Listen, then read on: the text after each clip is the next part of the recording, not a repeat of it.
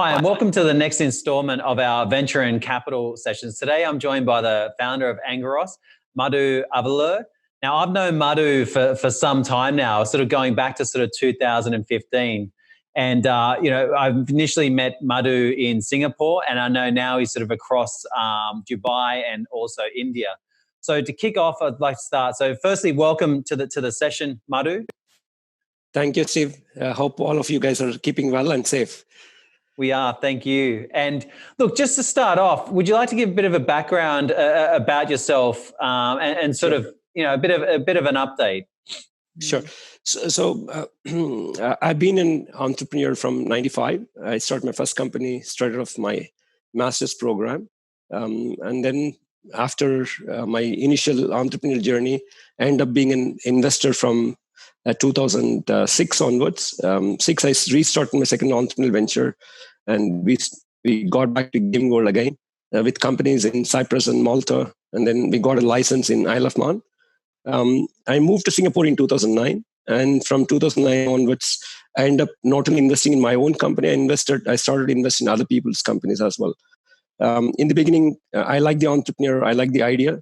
End up going with the flow and end up investing in 15 companies. So it was a bit of a madness. I had to create a method to madness.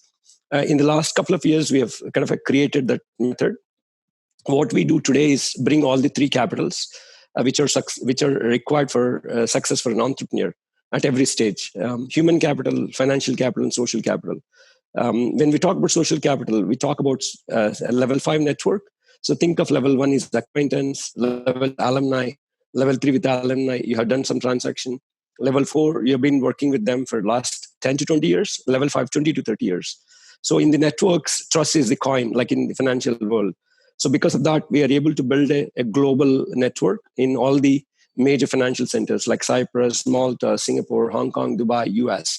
We just started in Zurich and also in London. So what we try to look at is how do we identify the diamonds in the rough, so to speak, and help them polish and then help them get the value, basically unlock the intrinsic value for themselves, for all the stakeholders. So that's pretty much is our play. How do we bring the network to play? And for you, like you started from memory, your first business was a gaming business. Is that correct? That you built in Israel? Correct. And what was that experience like for you? Just going through the process of building and obviously exiting your own business? Correct. I think it was the experience is how do you make sure that you are working with the right teams?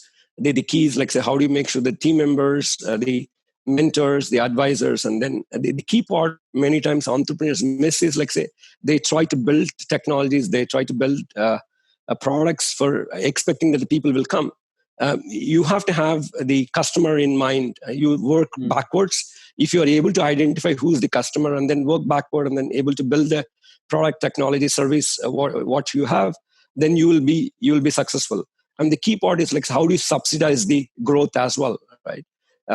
So that's pretty much we look at, because raising money is only a starting point. Yeah, correct. And what do you what stage do you typically come into businesses? Do you typically come at the seed stage, Series A, Series B? What do you normally like?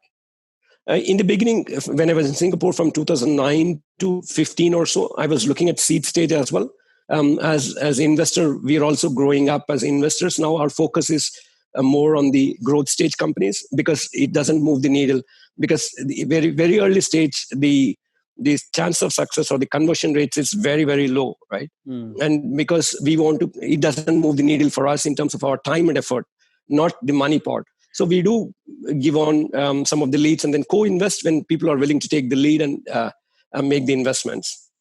But so two things I want to highlight on that as far as trends that I've seen over the last 10 years. Number one is that when investors typically first come into the space, their target is normally around sort of seed and really early stage companies. Correct. And then I find as they mature in the space, they tend to go to later stage companies and then sort of move into pre-IPO, IPO, and then small cap listed companies. And I've found that a really interesting trend. The other one is that I'm a big believer in what you said, is that you mentioned about you like to find opportunities that have already got an investor behind the company.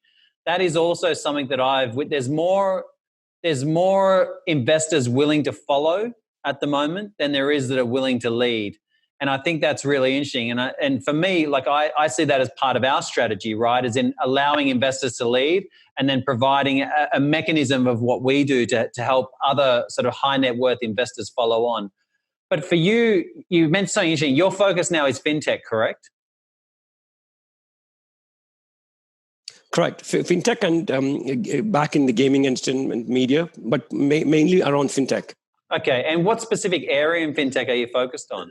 So there are three pieces of fintech. One is technology, wealth tech perspective. And the second piece is, like, say, broader financial services. Yep. We end up buying into a lending company with a lending license. The third piece is, like, is it personal lending or SME lending? Both personal and SME lending. And the third piece, what we are looking at is, like, say, we are trying to pull in, because of the network, we are trying to pull in the family offices. Basically, family offices who have the monies, they are looking at alternate investments, and they're looking at all kinds of investments, right? So we are trying to be a trusted partner, trusted kind of a co-investor along with them. So the focus is, how do we aggregate the family offices in a kind of a cooperative model, cross-border, not just families in India, families in Dubai, but can you bring all these families in a cooperative kind of model where shared risk, shared responsibilities, and shared rewards. Okay. So that's the three focus. Gotcha. So wealth is one area, financial service another. What and any other areas that you focus on fintech? All around family offices and basically technology, like big data, artificial intelligence, robotics, all those kind of things. Interesting. So ultimately, the core is, like, say, how do you have access to both the supply side and demand side, so to speak? When I say supply of money, right? Family offices are the source of money along with us. We always take any deal only when we have our skin in the game, right? We are not just referring. So that's the distinction. The second piece is, like, say, technologies, which is not just specifically for one country or one sector, but it could be lead to cross-border and multidisciplinary kind of focus. But ultimately, the financial angle is the core. Yep, gotcha. And is there any key things you're looking for that technology to do as far as when it's been implemented in that sort of segment? Typically, we look at two things. Every investor wants to talk about is momentum and scale. Right, both are important. Right? Do the momentum, but some of the companies have momentum, but they may not have scale. Right, we are interested in both. Interesting. And when you're looking at opportunities, now I know that you play two roles with the companies, right? You mentioned it, and you mentioned it at the start. You're obviously investing, but you're also advising the companies as well. So what do you see are the key? If you were to give advice to founders, what would be the key advice you give them as far as three things to focus on in that scaling process? The one thing is team, right? I will always focus on and get good people when you don't need them, right? Good people don't go on trees. Right, so you have to nurture them, and even if you have alumni members, everything it takes two tangos, as I say, right? You need some time to develop the relationships, and then it has to be over a period of time. The second piece is, like, say, have clarity on the customers, right? Who are the customers, and then how do you bring value to the customers so that they can give you value to you as revenue and profits. So the key is the second, customers, and the third piece is, like, say, who are the strategic partners who can help you in subsidizing your growth, right? Because not always you spend $1 million and then marketing budgets, but it's strategic partners, strategic alliances. Those are the three things which is very important to scale, because it's not necessarily all the time. As David Ogilvy said, that I don't know which half of the dollar actually makes it more valuable, right? Which is efficient. So we never know. Advertisement is great, and marketing advertisement, it comes later. But when founders are building, how do you build a business of scale and size? Gotcha. And if word of mouth is the best way of marketing, can you achieve it? How fast? For how much of scale you can achieve with that itself? On the product side, what are some key areas that you've seen founders do really well in how they, I suppose, execute on the launch of a product and then evaluate the relationship between the product and the customer? What have you seen founders do really well that then sort of forms the foundation for them scaling? Sure. I look at it from the lens of what's the background of the founder.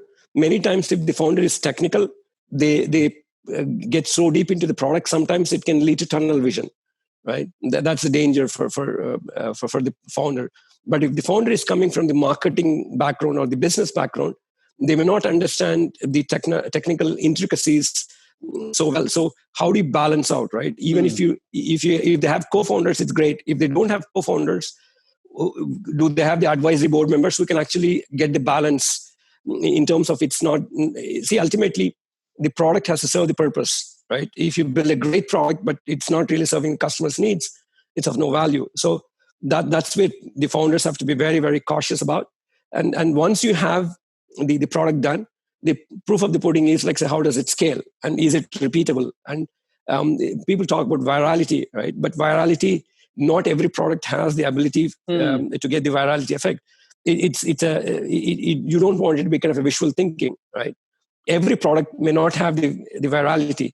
If it's particularly B2B product, you look at it differently versus B2C product. So that categorization is also very important. But even still, I think, from most investors we're speaking to, and even from my focus as well, like we all want to build products which are product led, in which, the way in which we can obviously grow the usage of our offering is just by people using it as it should. I suppose that's always. What advice would you have on the investor side as to what things to look at if they're going to be investing into businesses that are in that process of scaling or looking to scale? What key areas would you be telling them to look at? See, I would focus on the product stickiness, right? Yeah. Product stickiness and the cost of moving out of the product. Let's take the example of Bloomberg. When they started the terminals, everything, it was probably they were early starters, but you have a lot of companies which are competition, but still the cost of moving out of the product is very expensive, right? So how do you create the stickiness is one, and how do you create that kind of a moat in terms of the missing out or fear of missing out kind of a context, right? How do you create both? Both are important. Stickiness and then the cost of moving out. So that's basically insurance for you to continue. And then as long as you're bringing the value, you keep on updating the product, you keep on bringing the value for money, customers have no reason for them to look outside, right? Gotcha. And look, let's keep using Bloomberg as the example, and also something you said just before we kicked off this chat. If you look at, like, I know from our perspective, what I want to focus on is how do we aggregate one side of our ecosystem, which for us is around that investor side, and then how do you obviously derive revenue or commoditize that sort of other side. And if you think about Bloomberg, they've obviously done an incredible job of sort of aggregating information, then commoditizing the ecosystem that sort of obviously buys that sort of information. How do you look at aggregation at aggregation plays? When you look at aggregation, right, we are doing the aggregation team in gaming as well as in financial sector. Yeah. The way we are looking at it is, like, say, we have to find the core, right? What core is interesting for all the people they want to be part of the ecosystem. If you have a solid core, if not, you have to find the core. It's almost like a magnet. If you have the core, then people will start coming, and then there is something from the core which each and every company who is a potential strategic partner or strategic alliance partner can draw the energy and source from. Then they will come and attach. And then it's all about how do you make sure that the rules of engagement is fair and they see it as a win-win. And the core, unfortunately, some of the core becomes so big, it kind of consumes the strategic partners, right? That's what has been the traditional growth of technology companies. You create an ecosystem and then you can subsume all the small partners. But if you're able to create that kind of a mechanism, right? I'll give another example, Apache. It's open source and using Apache itself and Linux, right? Red Hat, how they were able to create a very strong, it's actually a free open source product around which they were able to build a user base, build an ecosystem, which became a runaway success, right? So there is enough of history, there is enough examples. Each of them have created their own mark and their own core.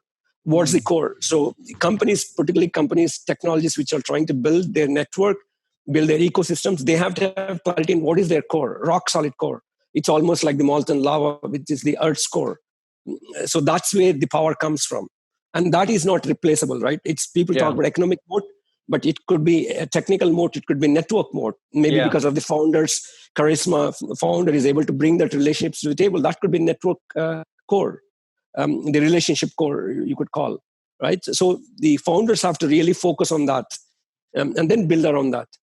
And when assume a company's got a successful product, they've started to get some sort of growth and scaling. How do you give them guidance on what areas to look at? Whether it be an investor or a founder, areas to look at as far as how they can create product upsells and cross sells and so forth, or in this type of market, acquisition opportunities to a scale. Correct. We talk about this as a kind of strategic conversations. Okay. I've already reached a certain stage, right? The founders or the management team have to create a specific time. They have to carve out the time where they start thinking ahead of the curve, like say maybe sometimes 1 year ahead, 3 years ahead, and then start actively working on creating those conversations. Because on day one, you may not understand where these conversations would lead to. So who would actually set up those conversations and who could help you lead the conversations? That's very, very important. Typically, the growth of any company will come once you have a certain scale you have reached. It usually comes from other geographies, other adjacencies, right? It could be adjacencies in terms of product, in terms of services, and then multidisciplinary. If you are looking at, like, say, a product is in fintech world, can I use the fintech world product to, say, health and medical, right? Where there is intersections, because some of the industry, some of the particularly finance technologies, right? They're all at the core. Finance is the core. Money is at the core of every industry. You can always attach it. The question is, like, so how do you make sure that you are able to attach? And it's almost like cartridges, right? Reusable cartridges in a printer. Can you design your product like that? So what does it take? While you look for geographical progress, look at adjacencies. Can you try to kind of modularize your own product or your own the experience, right? It could be just experience, and you can create advisory as well. So I've seen some very, very interesting companies which have done that and scaled. And one example I'll give from Advisory Company itself. Advisory.com was a healthcare-focused advisory company. They spun off. One of the spin-off companies actually was bought by Gartner for almost $1 billion last year. So it starts as a spin-off. Sometimes the spin-off itself could be much more valuable, right? Because there is evolution for founders. There's evolution for the company itself, right? So what is that management team? What is the founders, the advisors are doing to make sure that it's a continuous evolution? We can't sit on the laurels, what we have done, right? So it has to continuous growth and continuous, what can we do? So we disrupt ourselves. We don't let other people disrupt us. And you as an investor, from what I've observed of you, you don't really do passive investment. You're a very active, very hands-on. I don't think I've ever had a conversation with you where you're not sort of thinking about how to add, where you're always thinking about how you can add value to your existing investment portfolio, not just waiting for the founders to deliver. Would that be fair to say? Correct. Because see, definitely yes. Because I see myself more as an entrepreneur than an investor, and as much as I don't like to see the backseat driving. Basically, you have to make them aware. Yeah. Whether the founders or the team, companies takes the opportunity, it's up to them. Ultimately, you can take the horse to the water, but you can't make it drink, right? Correct. I was going to say. So then, when you're that active, then you're obviously, you're putting in that energy because you want to match the energy that the founders are also contributing to the business as well. Like you're not doing that because you're not seeing any returns from the founders. Absolutely, and I like to work with people because I see it as my own learning and growth. Right. Yeah. And that's why, because time is limited, you pick only companies where you're going to cherish, you can enjoy the journey as much as the end result, right? The end result is great, but that's not what you're involved in. So that, and I 100% agree with that. Like I said, for me, working with my shareholders, I tell you, I learn a lot from my shareholders. They actually add value, especially in different areas. Like I said, we're sort of looking at more how we can be more aggressive and proactive on the corporate front, and the value in which, specifically 4 of my shareholders have added, I don't take for granted any day. Correct. And see, ultimately investors, particularly for companies, until they become a kind of a public listed company, even public listed companies, there is always a board meetings. That's much more streamlined, right? Yeah. But when the companies are young and they have not reached a stage where I would call autopilot companies where it's like a Swiss clock or fly-by-wire, right?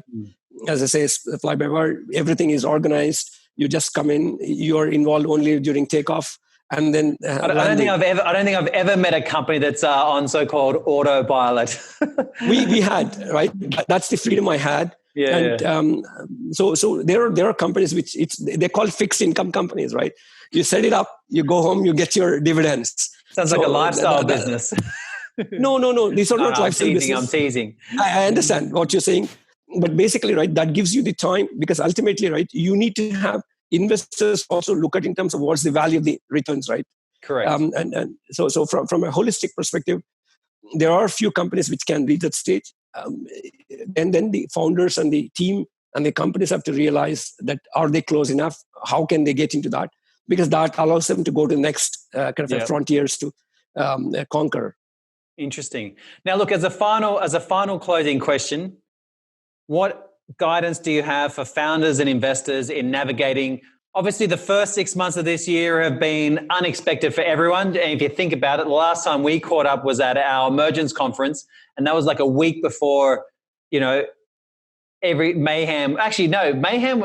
The markets were going down. I remember in that week that we were actually holding the conference. But let's say the second half of this year, what's your guidance for investors and founders that are navigating this second half? How do they make the most of it, I think, is the right question.